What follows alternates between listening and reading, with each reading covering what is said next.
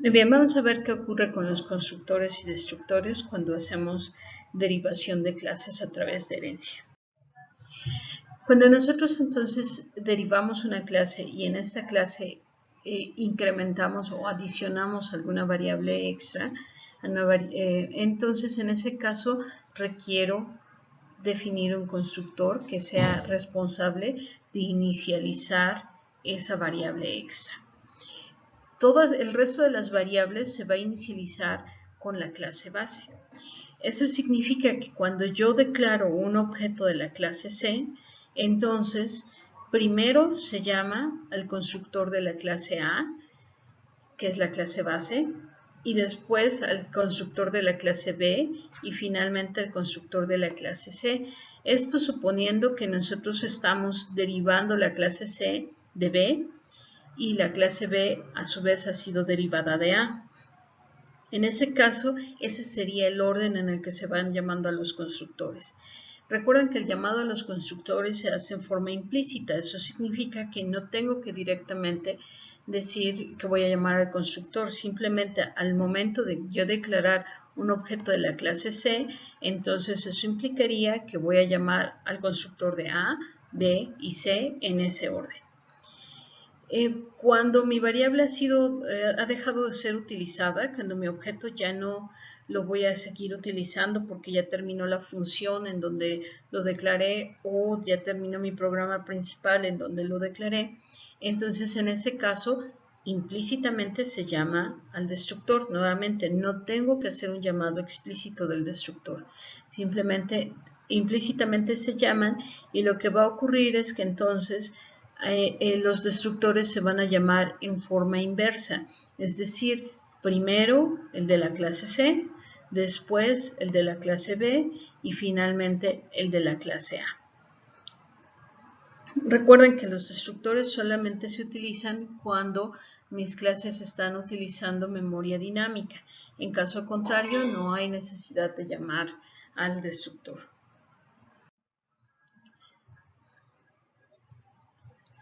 Todas las clases derivadas heredan todos los miembros, tanto públicos como protegidos como privados, de la clase base. Sin embargo, mi clase derivada no puede acceder a los miembros privados. Recuerden que los miembros privados son solamente accesibles para la clase base. Eso significa, por ejemplo, en nuestro ejemplo anterior, que todos estos elementos que yo tengo aquí, que es el tamaño del directorio, el máximo tamaño que puede tomar mi directorio, la apuntadora contactos y la función lookup, no puede ser invocada o no pueden ser modificados a través de la clase SmartDir, porque estos miembros son privados a ContactDir. Entonces solamente estas funciones, que son las funciones de la clase ContactDir, pueden hacer uso o modificación de las variables o llamar a esta función lookup.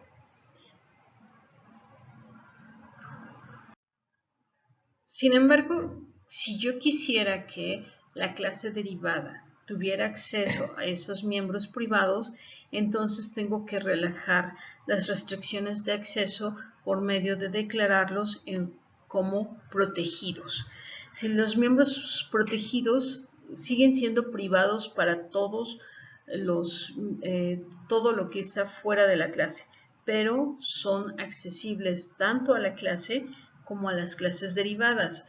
Eso es básicamente lo que implica es que los hijos tienen derecho a acceder a todos los bienes de los padres. Eso es básicamente lo que significa que sea protegido. Si yo dejo mis miembros como privados, entonces solamente los miembros de la clase pueden acceder a ellos.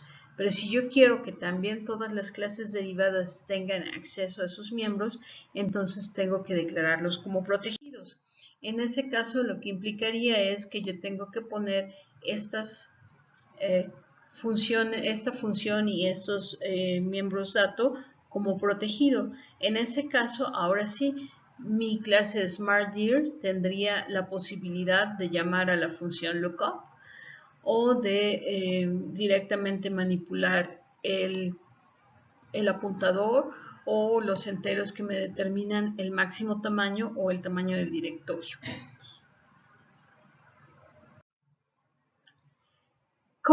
¿Cuáles son las diferentes formas en las que yo puedo heredar de una clase base? Lo puedo entonces ir heredando en forma privada, pública o protegida. Cuando yo heredo en forma privada, lo que significa es que todo lo que pertenece a la clase base se hereda en forma privada. Eso significa que tanto las funciones como las variables todas serían parte de la clase derivada, pero todas serían privadas a la clase derivada. Eso significa que desde fuera de la clase no puedo acceder a ninguno de los miembros de la clase base. Por ejemplo, todas las funciones que estuvieran definidas como públicas en la clase base, en la clase derivada serían privadas y por lo tanto no podría poner, por ejemplo, a.find para nuestro ejemplo, perdón, a.insert para nuestro ejemplo, porque entonces insert sería privado a la clase. Cuando heredo en forma pública, básicamente lo que hago es respetar la forma en la que ya están definidos en la clase base. Eso significa que lo privado sigue siendo privado, lo público sigue siendo público y lo protegido sigue siendo protegido. Mientras que cuando heredo en forma protegida, entonces ahora eso significa que lo privado sigue siendo privado, lo protegido y lo público ahora pasa a ser protegido y lo protegido sigue siendo protegido. Eso lo que implica es que entonces ahora todo lo público ha dejado de ser accesible fuera de la clase, es decir, alguna función que yo quiera usar de la clase base no la voy a poder utilizar porque ya estaría con acceso protegido, que significa que es privado para todo lo que está fuera de la clase y es accesible solamente a la clase, a los miembros de la clase o a las clases derivadas de ella. Por default, todas las herencias son privadas. Eso significa que si yo no especifico la forma en la que estoy heredando, entonces la herencia sería privada y eso implicaría que todos los, tanto variables, miembros como funciones serían privadas. Si quiero especificar alguna otra forma de herencia, entonces tengo que determinar la forma en la que estoy heredando, que puede ser público o protegido. Puedo nuevamente utilizar también privado, pero recuerden que eso es por default, todo es en herencia todo es privado, entonces es lo mismo poner privado o no poner nada antes de la clase. Pero en todos estos casos nosotros estamos viendo ejemplos donde heredamos en forma pública para que lo privado siga siendo privado, lo público siga siendo público y lo protegido siga siendo protegido. Podemos tener una clase que puede ser heredada de diversas clases. Por ejemplo, digamos que tengo una clase menú. El menú es una ventana, pero también es una lista de opciones. Entonces eso significa que si yo ya tengo una clase base que lo que me caracteriza es una lista de opciones y una clase que ya me define todas las acciones que debe tener una ventana, entonces puedo utilizar estas dos para derivar la clase de menú que tendría todas las funcionalidades de una ventana, pero también todas las funcionalidades de una lista de opciones. En ese caso, ahora menú tendría todo lo correspondiente a option list, pero también todo lo correspondiente a ventana. Los constructores en estas clases que son heredadas de varias clases se invocan en el mismo orden en el que fueron especificados en el encabezado de la clase derivada. Eso significa que si yo pongo menu, que si yo pongo class menu y dos puntos y entonces derivo de option list y windows, entonces ese es el orden en el que se llamarán los constructores. Si después de eso yo voy a especificar mi constructor porque estoy introduciendo nuevos datos dentro del menú, entonces aquí en este constructor yo estoy diciendo que este parámetro n se pase a option list y este parámetro bounds se pase al constructor de window. Pero el orden en el que se van a llamar es el orden en el que yo lo derivé, es decir, cuando puse class menu, public option list, public window, es ahí donde yo estoy especificando cómo se van a llamar los constructores. Aquí, en este caso, en el constructor, aunque ponga option list windows o windows option list, ese orden es irrelevante porque el orden lo va a tomar de cómo se derivó la clase. Recuerden que entonces en este caso también el orden del destructor se va a respetar el orden inverso en el que se declaró en el caso del menú.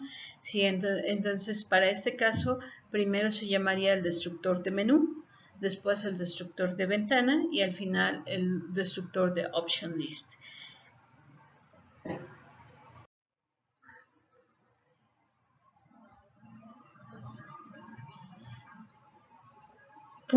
Puedo llegar a tener problemas de ambigüedad cuando hago múltiples herencias. Esto, por ejemplo, en el caso de option list, yo puedo tener una función que se llame highlight, que no me regrese ningún parámetro de salida y que solamente tome un número entero que se refiere a qué parte del menú quiero resaltar.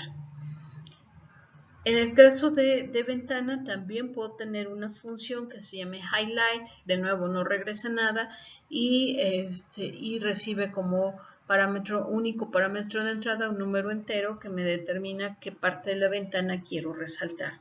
En ambos casos las dos funciones hacen acciones distintas. En el caso de option list resalto una parte del menú, en el caso de Windows resalto una parte de mi ventana. Si yo entonces hago mi clase de menú que está siendo derivada de ambas, tanto de option list como de Windows, y entonces digamos que declaro un objeto de la clase de menú que se llama entonces M, entonces menú M5B significa que estoy pidiendo 5 opciones en mi menú y estoy estableciendo los límites de mi menú. Después de eso hago m.highlight1. ¿A qué función llamaría? ¿A la función de option list o a la función de ventana? Porque en ambos casos estas funciones tienen exactamente el mismo prototipo, que significa no voy a regresar ningún valor y solamente necesito un único parámetro de entrada que sería el número ya sea del la opción del menú que voy a resaltar o la ventana que voy a resaltar. Entonces, en este caso, ¿qué función es la que se llamaría? Realmente no puedo saberlo. Por eso, lo que me estaría marcando el compilador es un problema que es ambigüedad. Ambigüedad, ¿por qué? Porque no sabe exactamente a cuál de las dos funciones voy a llamar. En este caso, entonces yo tengo que ser explícito en cuanto a cuál de las dos funciones requiero. Si lo que quiero es la función de Windows, entonces tengo que poner m.windows highlight. En ese caso ya estoy especificando que la función de resaltado a la cual quiero llamar es la que pertenece a la clase de ventana. O puedo hacer, o por ejemplo, digamos que quiero llamar más bien a ambas funciones, es decir, tanto quiero resaltar el menú como que quiero resaltar una parte específica del menú. En ese caso, entonces puedo escribir mi propia función de highlight dentro de la clase menú y dentro de ella puedo llamar a ambas funciones de highlight, tanto de option list como de window. Y en ese caso, para especificar a qué función voy a llamar, voy a poner primero el nombre de la clase, dos puntos, y entonces el nombre de la función que quiero llamar. De esta manera estoy eliminando la ambigüedad, porque cuando yo ponga menú m.highlight, la función que se llamaría sería la de la clase menú. Y entonces ya dentro de la clase menú estaría llamando a las funciones tanto de option list como de ventana.